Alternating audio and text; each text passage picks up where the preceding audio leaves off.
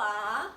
Estamos de volta para darmos continuidade ao nosso estudo sobre a visão panorâmica da Bíblia.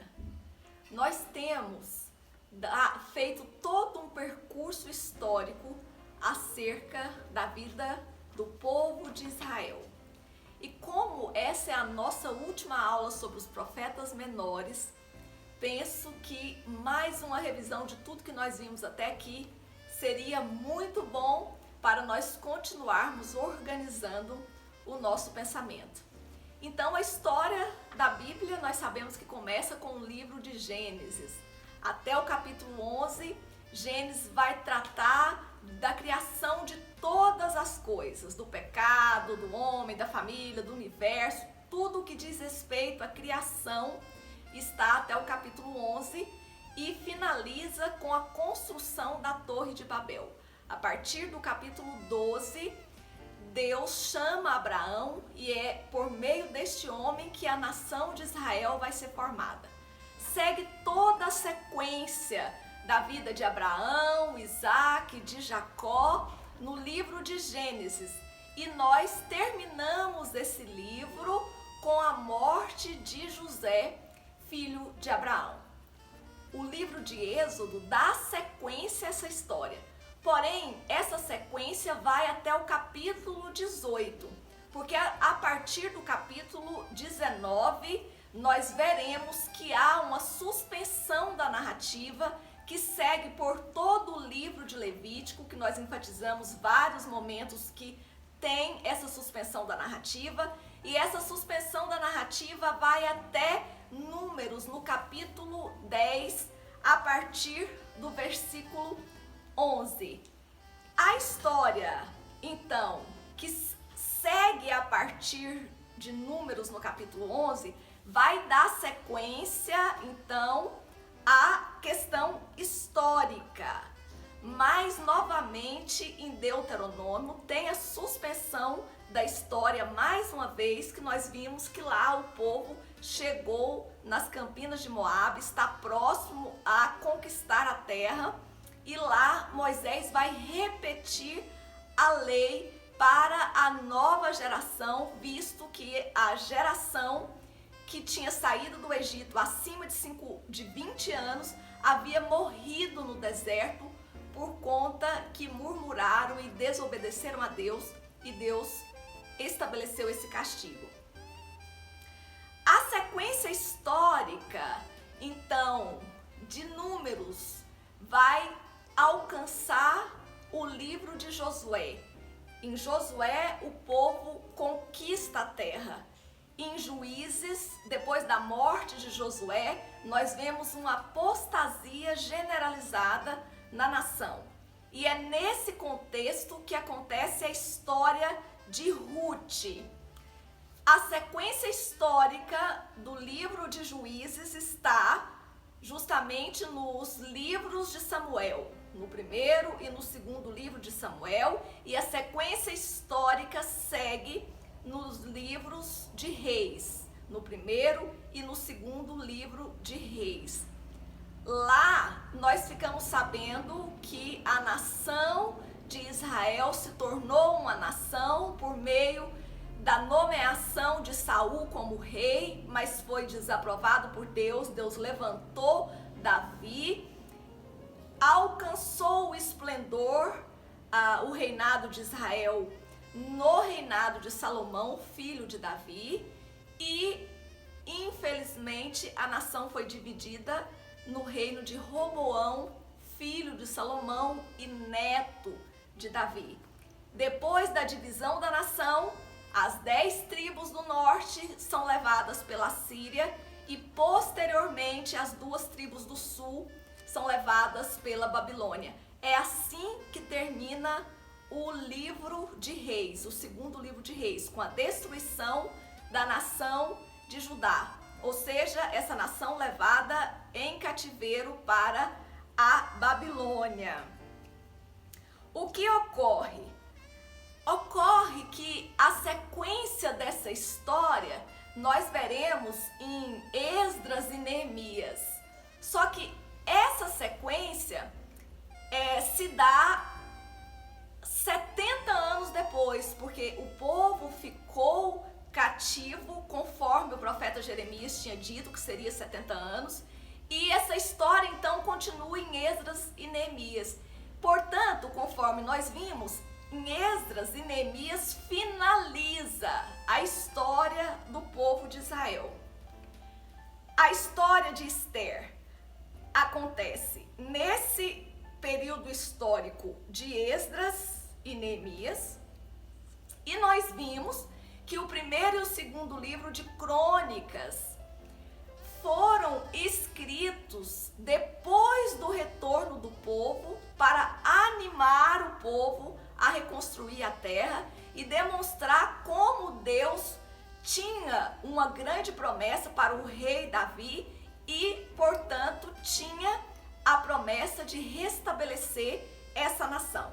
E também vimos que o primeiro livro de Reis, os acontecimentos que são registrados ali, dizem respeito aos acontecimentos que estão registrados no primeiro e no segundo livro de Samuel. E o que está registrado no segundo livro de Crônicas são os acontecimentos referentes aos acontecimentos do primeiro e do segundo livro de Crônicas. De modo que em Crônicas há um destaque mais intenso do Reino do Sul, considerando que era esse Reino do Sul que foi para a Babilônia e agora estava retornando. Os profetas maiores e menores vão pregar nessas circunstâncias. Eles pregaram antes do cativeiro, tanto da Síria quanto da Babilônia, tentando impedir que o povo fosse levado cativo. Tentando impedir como? Fazendo com que o povo voltasse à lei do Senhor, porque essa era a condição estabelecida pela lei dada por meio de Moisés. Ou então, como no caso de Daniel e Ezequiel, esses profetas aqui profetizaram durante o momento do cativeiro, consolando o povo e deixando claro que esse povo tinha promessa de restauração. Hoje, nós vamos finalizar os profetas. Já falamos dos profetas maiores, falamos de vários profetas menores e hoje nós vamos finalizar os três últimos, justamente os três que pregaram no período histórico de Esdras e Neemias, ou seja, os três profetas que pregaram após o retorno do povo da Babilônia, que são os profetas Ageu, Malaquias e Zacarias. Então esse foi o percurso que nós fizemos. E agora então vamos ver o livro de Ageu. Esse livro é esboçado da seguinte forma: o capítulo 1 vai falar da reconstrução do templo e o capítulo 2 vai falar do resplendor futuro do templo. A profecia de Ageu é justamente a chamada desse profeta para que o povo volte às prioridades divinas.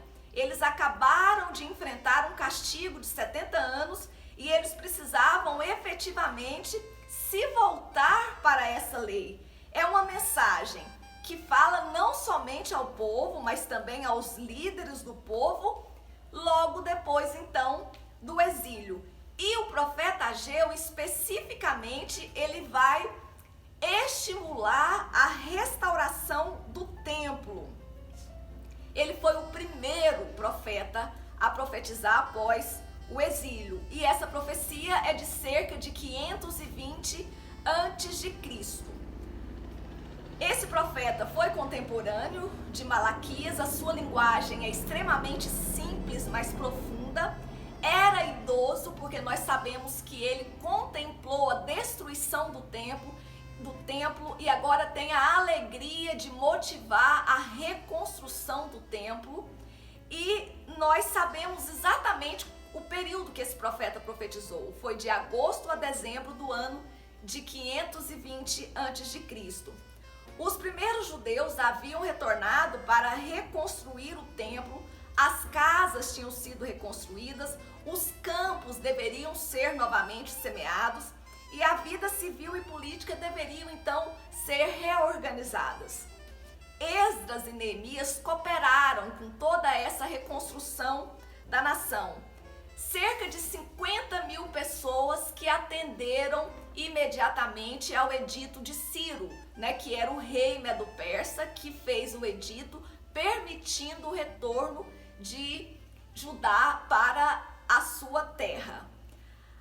Ageu e também Zacarias, esses dois profetas encorajariam então o povo para fazer a reconstrução do templo.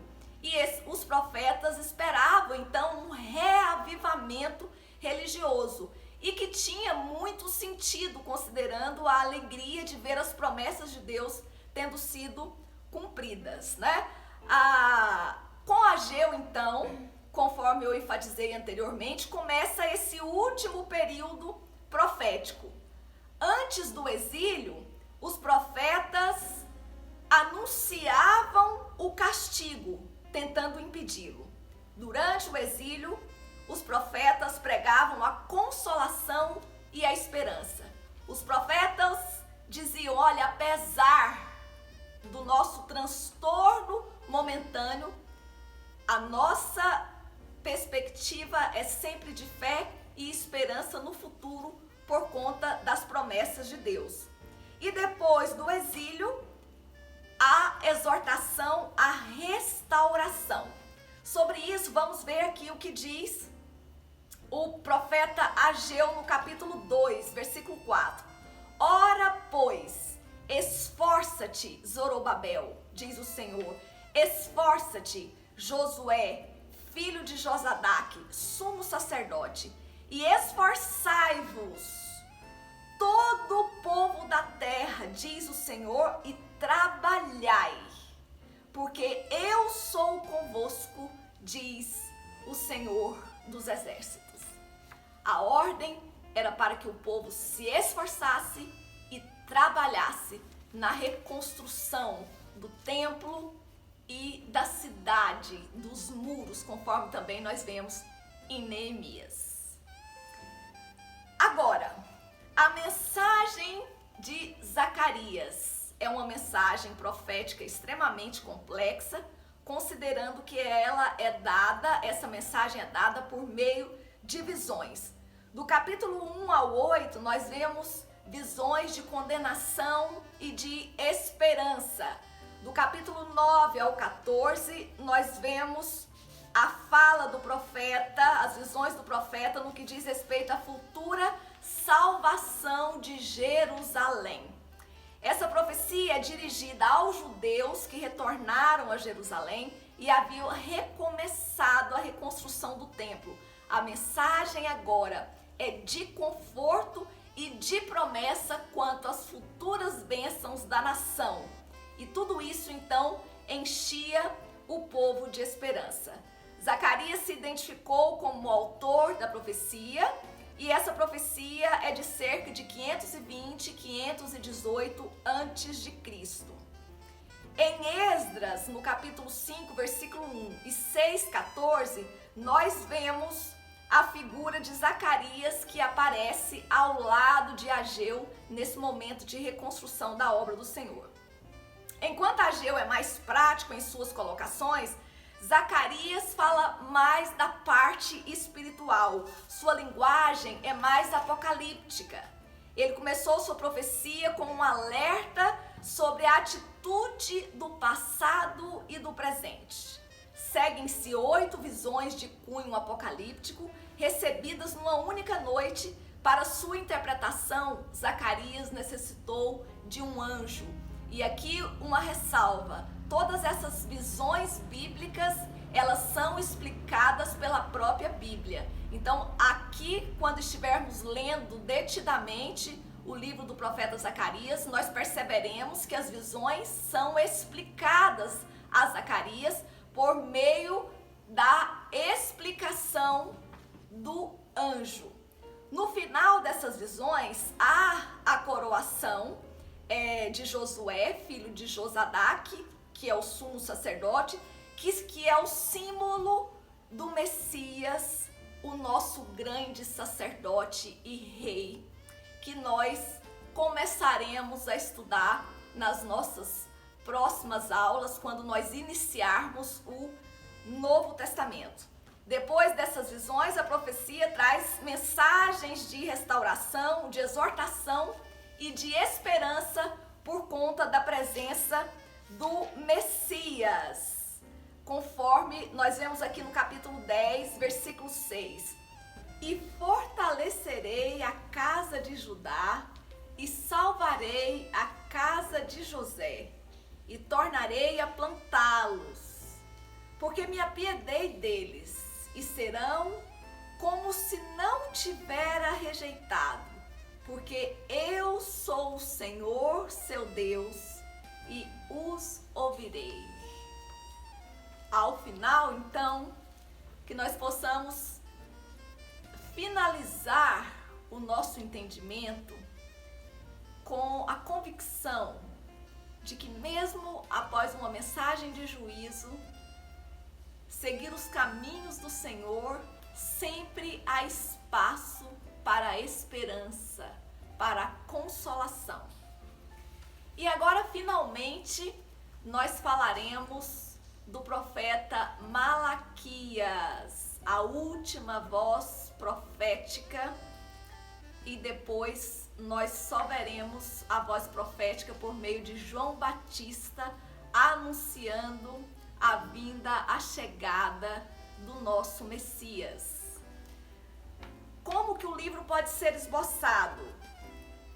O capítulo 1 até o capítulo 2, no versículo 9, nós vemos a repreensão que esse profeta faz aos sacerdotes. Do capítulo 2, versículo 17, até o capítulo 4, versículo 3, nós vemos as denúncias contra o povo. E no capítulo 4, a partir do versículo 4, nós vemos, como eu sempre tenho enfatizado, uma mensagem de esperança. O propósito desse livro é trazer uma profecia e uma mensagem aos príncipes, aos sacerdotes e ao povo de Jerusalém, exortando-os para que levassem a sério a lei de Deus e assim os seus caminhos seriam corrigidos. O autor do livro é Malaquias, cujo significado do nome é meu mensageiro. Essa profecia foi escrita em 430 a.C. Malaquias, nós já sabemos que exerceu seu ministério no tempo de Neemias, e ele sempre faz referência a questões que nós identificamos muito claramente a Messias, como o fato de o templo já estar pronto, mas ser mal utilizado, o de haver corrupção no sacerdócio e o de haver casamentos mistos. Malaquias, como eu disse anteriormente, foi o último profeta antes dos séculos de silêncio, né? Esse período de 400 anos até a vinda do Messias é conhecido como os 400 anos de silêncio. Nesse período pós-exílico, o povo então voltou à sua vida normal. O povo pensava que a reconstrução do templo satisfaria a Deus e eles poderiam viver uma vida imoral. Vejam bem que mesmo depois do cativeiro, mesmo depois da punição, mesmo depois do cumprimento das promessas de restauração, do retorno, o povo ainda assim pensava que bastava para agradar a Deus reconstruir o templo. Eles não entendiam que o grande propósito de Deus era que o povo se transformasse interiormente e vivesse uma vida plena de gratidão e comunhão com Deus. Esse profeta então exorta o povo a ter um comportamento de respeito e de amor e um relacionamento social baseado na justiça. vamos ver o que esse profeta fala aqui nas suas últimas palavras. Eu vou ler no capítulo 3 e um versículo no capítulo 4. Então, aqueles que temem ao Senhor falam cada um ao seu companheiro, e o Senhor atenta e ouve, e há um memorial escrito diante dele, para os que temem ao Senhor e para os que se lembram do seu nome. E eles serão meus, diz o Senhor dos Exércitos. Naquele dia que farei, serão para mim particular tesouro. Poupá-los-ei como um homem poupa seu filho que o serve. Então vereis outra vez a diferença entre o justo e o ímpio, entre o que serve a Deus e aquele que não o serve. Mas para vós que temeis o meu nome, nascerá o sol da justiça, e salvação trará debaixo das suas asas. E saireis e crescereis como os bezerros do cevadouro. Essa é a nossa grande esperança. Haverá para nós o sol da justiça. E nós sabemos que é possível o sol da justiça por conta do reinado do nosso Salvador, que nós sabemos que veio a este mundo, morreu no nosso lugar para pagar a nossa dívida, e nós estamos aguardando o retorno dele para a restauração do reino de Deus nesta terra, que ao final de todas as coisas, conforme veremos no livro de Apocalipse, durará por toda a eternidade. E é desse reino que todos nós faremos parte. Até a próxima!